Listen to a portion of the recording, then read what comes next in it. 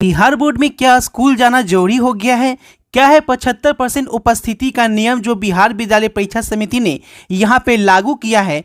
क्या अगर 75% स्कूल में अटेंडेंस मेंटेन नहीं होगा तो क्या बिहार बोर्ड के परीक्षार्थी इंटर या मैट्रिक की परीक्षा में शामिल नहीं हो पाएंगे?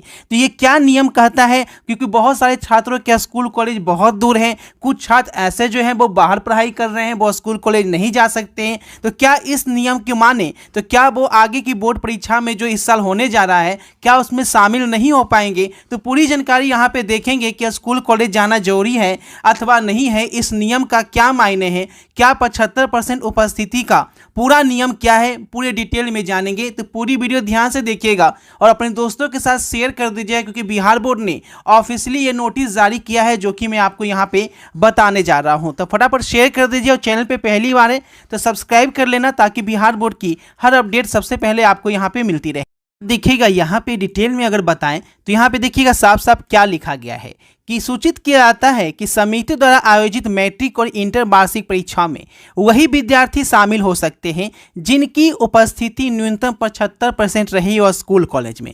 हालांकि यह जांच में पाया गया है कि कुछ ही स्कूल कॉलेज ऐसे हैं जहां विद्यार्थी की 75% उपस्थिति दर्ज है, लेकिन बाकी सभी स्कूल कॉलेज में यह उपस्थिति दर्ज नहीं हो पा रही है। क्योंकि स्वाभाविक सी बात है कि बहुत कम ही छात्र ऐसे जो है वो सरकारी स्कूल में 75% जाते हैं। बहुत सारे छात्र एडमिशन ले लेते हैं, 2-3 दिन जाते हैं और डायरेक्ट जो है फॉर्म भरने के दिन जाते हैं, क्लास नहीं करते हैं। ठीक है, बिल्कुल डिटेल में यहाँ पे समझेंगे। उसके बाद बोला गया है कि राज्य के सभी जिला को या जो भी स्कूल कॉलेज हैं सभी को निर्देश दिया गया है कि अगर वो मैट्रिक या इंटर परीक्षा में शामिल होने के लिए विद्यार्थियों को न्यूनतम 75% की उपस्थिति को अनिवार्य किया गया है। साथ ही राज्य के माध्यमिक एवं उच्च माध्यमिक विद्यालयों के विद्यार्थियों के लिए राज्य सरकार की विभिन्न लाभों आधारित योजनाओं का लाभ लेने हेतु भी 75% उपस्थिति होना चाहिए। यानी बोला गया है इंटर मैट्रिक की परीक्षा में तो 75% उपस्थिति चाहिए ही चाहिए, साथ ही साथ आगे जो स्कॉलरशिप होगा उसमें 75% उपस्थिति होगा तो ही आपको छात्रवृत्ति की राशि दी जाएगी। खैर तो वो तो एग्जाम के बाद की चीज़ है ना। अतः सभी विद्यार्थी, अभिभावक, शिक्षक एवं शिक्षण संस्थान को सूचित किया जाता है कि वो 9 से लेकर 9, 10, 11, 12 के लिए जितने भी स्कूल कॉलेज हैं, ठीक है, आपको बता दें शिक्षण शुरू करने के दिन से उसी महीने से पहले महीने की तारीख तक जिसमें स्कूल बोर्ड की परीक्षा शुरू होती है की अवधि में कम से कम 75% उपस्थिति जो है वो होनी चाहिए। ठीक है, डिटेल में यहाँ पे देखिए क्या बोला गया है ना। सूचित किया जाता है पुनः कि समिति द्वारा आयोजित माध्यमिक, मैट्रिक या इंटर की परीक्षा में वैसे परीक्षार्थी शामिल हो सकेंगे जिनकी उपस्थिति आयोजित कक्षाओं में शिक्षण शुरू करने के दिन से उस महीने से पहले महीने की तारीख तक जिसमें स्कूल बोर्ड की परीक्षा शुरू होती है। यानी कि जिस महीने में आपके स्कूल बोर्ड की परीक्षा शुरू होगी उस महीने की पहली तारीख तक अटेंडेंस काउंट किया जाएगा शुरू से लेकर अब तक, और उसमें 75% उपस्थिति होना चाहिए। अब देखिए इस नियम की अगर बात की जाए तो ये नियम जो है हाल ही में 3 दिन 4 दिन से आपका जारी किया गया है।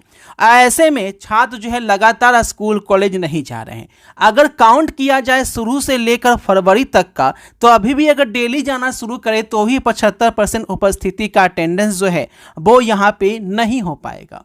तो अगर ये नियम लाना था तो शुरुआत में एडमिशन के टाइम ही लाना था। अब परीक्षा में 5 से 6 महीना बचा हुआ है, ऐसे में 1 साल का अटेंडेंस 75% पूरा होना इम्पॉसिबल वाली बात है। ठीक है, बिना सोचे समझे नियम लागू कर देना और छात्रों पे बोझ बना के दे देना, ये ऐसा ही लगता है। क्योंकि अगर छात्र डेली स्कूल कॉलेज जाए और वहाँ अगर पढ़ाई ना हो तो ऐसे में छात्रों के पासिंग का जिम्मेवारी कौन लेगा? वहाँ पे अटेंडेंस मेंटेन होगा, क्या तैयारी चल रही है, सिलेबस पूरा होगा कि नहीं होगा, ऐसे में कौन रिस्क लेगा? लेकिन यहाँ पे जो नियम ला दिया गया है तो नियम को सभी छात्रों को फॉलो करना होगा। ऐसे में जिनका स्कूल कॉलेज दूर है वो क्या करेंगे ये समझिएगा। अगर आपका स्कूल कॉलेज दूर है, आप जाने में असंभव है, ठीक है, आपको जाने में असमर्थ है, नहीं जा पाते हैं, तो उस कंडीशन में आपको सप्ताह में 3 दिन 2 दिन जो है शुरुआत में आपको जाना है, क्योंकि अभी नियम जो है लागू किया गया है। उसके बाद जो है आपको अपने प्रिंसिपल के पास एक एप्लीकेशन देना होगा कि मेरा 90 किलोमीटर है, 80 किलोमीटर है, 40 किलोमीटर है, या आप बाहर पढ़ाई कर रहे हैं, उस कंडीशन में आपको एप्लीकेशन देना है।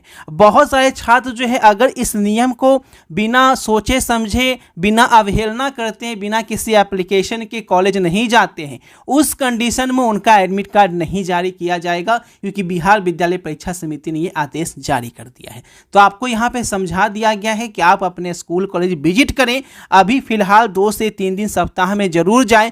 आगे जो नियम होगा स्कूल कॉलेज खुद आपको यहाँ पे बता दिया जाएगा, और इस चैनल पे अपडेट भी लगातार दे दी जाएगी। देखिए, बिहार बोर्ड की अपडेट लागू की गई है सभी स्कूल कॉलेज के लिए, ठीक है।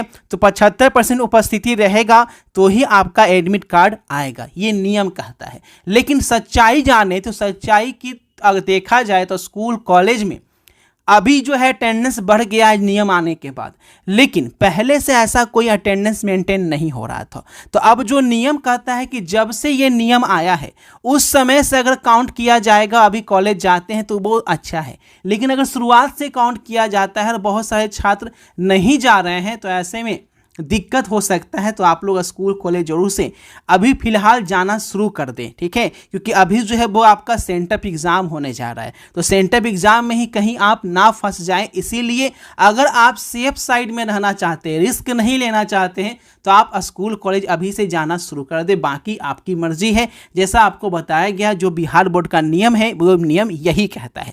बहुत सारे छात्र इस टेंशन में भी है कि सर एग्ज़ाम है, सेंटअप एग्ज़ाम का आगे एग्ज़ाम होने वाला है, सेंटअप एग्ज़ाम का अक्टूबर में, और अभी तक कुछ तैयारी नहीं है, ना सिलेबस मेरा पूरा हुआ है और फाइनल एग्ज़ाम भी फरवरी में है, अभी तक कुछ नहीं पढ़े, तो क्या अभी से पढ़कर, आज से पढ़कर क्या हम अच्छा परफॉर्मेंस कर सकते हैं? तो बिल्कुल कर सकते हैं। आज से भी जिस दिन आप वीडियो देख रहे हैं उस दिन से भी आप परफॉर्मेंस अच्छा करके आप 80 to 90% ला सकते हैं।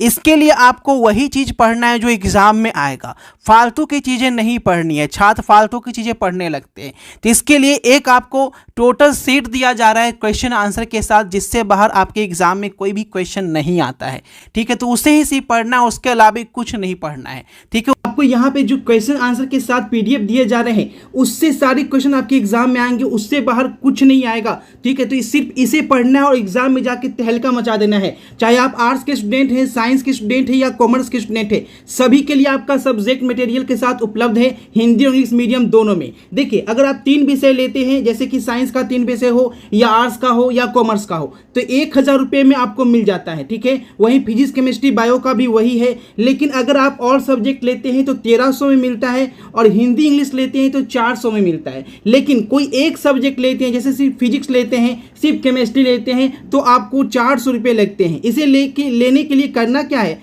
तो आपको PDF लेने के लिए इस दिए गए नंबर पे फ़ोनपे या गूगल पे से पेमेंट करके उसका स्क्रीनशॉट व्हाट्सअप नंबर पे भेज देना है, इसी व्हाट्सअप नंबर पे, और तुरंत जो है वो आपका PDF जो है वो भेज दिया जाएगा पेमेंट के तुरंत बाद, जिसका प्रिंट आउट निकलवा कर आराम से यहाँ पे याद कर सकते हैं। और इससे बाहर जो है कोई भी क्वेश्चन आपके एग्जाम में नहीं आएगा।